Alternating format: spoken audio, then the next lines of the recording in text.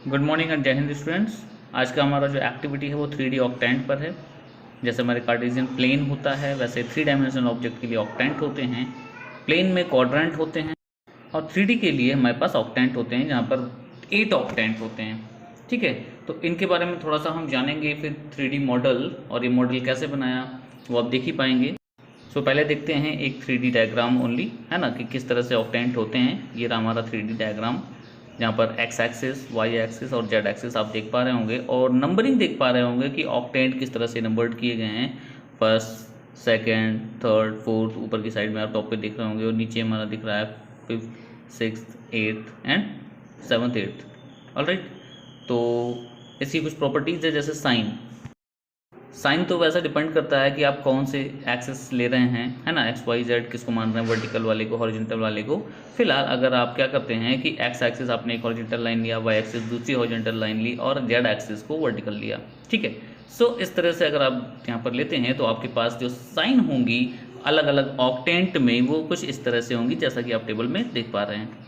ठीक है, सो आगे बढ़ते हैं कि एक मॉडल कैसे एक्सप्लेन किया जाएगा और क्या क्या जान सकते हैं उसके बारे में। तो यहाँ पर आप देख पा रहे होंगे हमने एक 3D ऑक्टेन बना रखा है। ठीक है, जिसमें अगर हम बात करें जैसे फर्स्ट क्वाड्रेंट हमारा फर्स्ट ऑक्टेन ये हो गया, सेकंड ऑक्टेन, थर्ड, फोर्थ, है ना।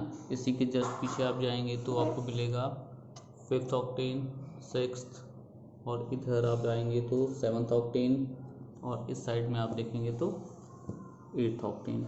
यानी कि अगर मैं ओवरव्यू आपको टोटल दूं तो ये हमारा 4 ऑक्टेन आगे की तरफ है और 4 ऑक्टेन पीछे की तरफ है। क्लियर है?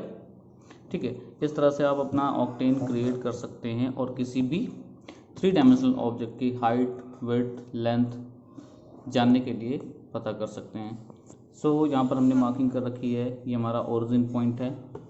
ठीक है, यहाँ पर हमारा मान लेते हैं ये एक्स एक्सिस है और ये वाई एक्सिस और ये क्या है, जेड एक्सिस है। ठीक है, सो ये एक्सिस हो गए हैं। तो आइए देखते हैं एक ऑब्जेक्ट रख के कि क्या हाइट, विड्थ, लेंथ हो रही है।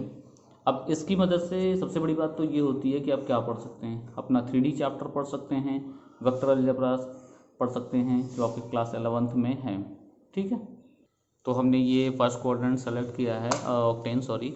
सो यहाँ पर मैं एक मैच बॉक्स रख देता हूँ। अब मैं अगर देखना चाहूँ कि इसकी डायमेंशन क्या है तो आप देख पा रहे होंगे कि यहाँ पर मुझे 5 दिख रहा है। ठीक है, इस प्लेस पर मुझे क्या दिख रहा है, 5। और जस्ट इसके पहले जो मार्किंग है वो किसकी है, 4। तो यानी इस मैच बॉक्स की जो लेंथ हो गई वो 4 हो गई, है ना, 4 यूनिट। यहाँ पर मुझे क्या दिख रहा है, 3, यानी कि 3 के जस्ट पहले पहले। ठीक है, एक बढ़िया सा अगर हम स्केलिंग इस पर ड्रॉ कर रहे हैं तो हमें एग्जैक्ट इसकी विड्थ भी मिल जाएगी, यानी कि हम ये मान चलें कि अप्रॉक्सीमेटली 2.8 इसकी विड्थ हो गई एंड हाइट इज़ 1। आप देख पा रहे होंगे हाइट 1 है। ठीक है, सो इस तरह से किसी भी 3D ऑब्जेक्ट का आप हाइट, विड्थ और लेंथ यहाँ पर देख सकते हैं। और जब भी हम वेक्टर अलजेब्रा पढ़ते हैं, लाइक वेक्टर अलजेब्रा के बारे में अगर हम देखें तो क्या होता है, सो अगर हम 3D पढ़ रहे हैं हमने या वेक्टर पढ़ रहे हैं, हमने एक पॉइंट लिया हुआ है, ये पॉइंट है हमारा यहाँ पर। ठीक है, आप देख रहे होंगे यहाँ पर एक पॉइंट है, ये पॉइंट क्या है, 3 डायमेंशन में है, यानी कि इसकी एक्स एक्सिस की कुछ वैल्यू होगी, इसकी वाई की कुछ वैल्यू होगी और इसकी जेड की वैल्यू होगी। तो ये पॉइंट जब हम बनाते हैं 2 डायमेंशन में तो ऐसा लगता है कि वो एक्स जेड प्लेन में है, या फिर अगर मैं इधर से देखता हूँ तो लगता है वाई जेड प्लेन में है ना, एक्स वाई प्लेन में है। क्लियर नहीं होता।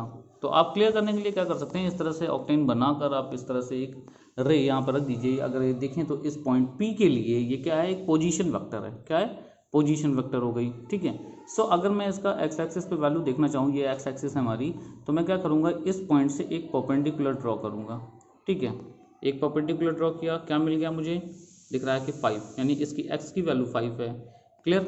इसी तरह से अगर हम इधर आते हैं और हमने यहाँ पर परपेंडिकुलर ड्रॉ किया, ठीक है, इधर तो क्या मिल रहा है, 4.2 समथिंग, है ना, 4.3, 4.2 समथिंग।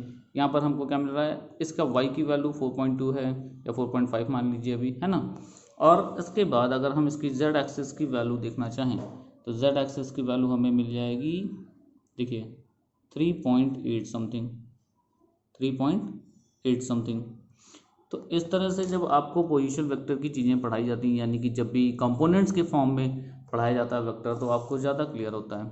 तो इस तरह की एक्टिविटी बनाकर आप मॉडल रख लीजिए घर पे, है ना, कभी भी आप पढ़ रहे हैं तो आपको क्लियरेंस के लिए बेहतर होगा। ओके, थैंक यू एंड जय हिंद।